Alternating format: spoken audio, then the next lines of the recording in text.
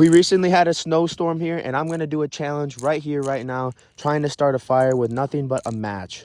Now, the first thing you want to do when there's snow on the ground, you're going to want to dig up a nice little spot right here. It's going to make it a little bit more dry, even though the ground is frozen. Now, when it's winter time, instead of going for something on the ground like you normally would in the summer, you actually want to look at the bottom of the trees. If you're ever in a cold environment like I am right here, you're going to want to look for these right here. You hear when I crack this? Listen to this.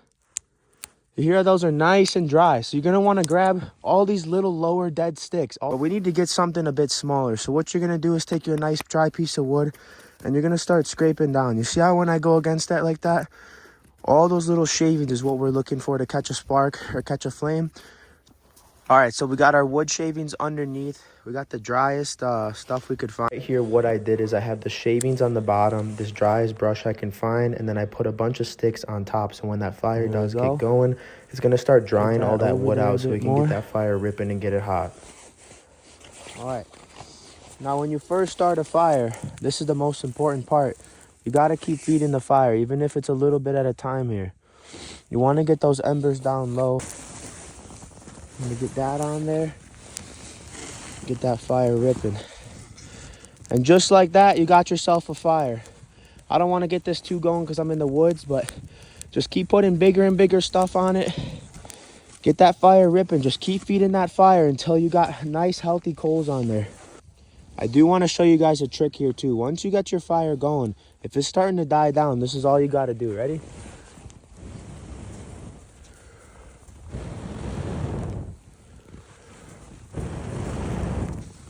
You see how you get that fire back going again?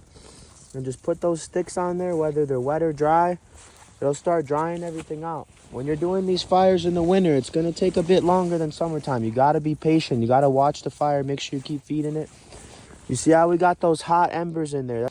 And that right there is how you start a fire in the wilderness with basic materials when there's a foot of snow out. If you guys like the content, subscribe for more. Put that notification bell out and make sure you comment down below any cool ways you know to start a fire. We got so many more tips and tricks coming, so stay tuned for that. Phantom Outdoors signing out. That's how you start a fire, baby. Thank you guys for watching.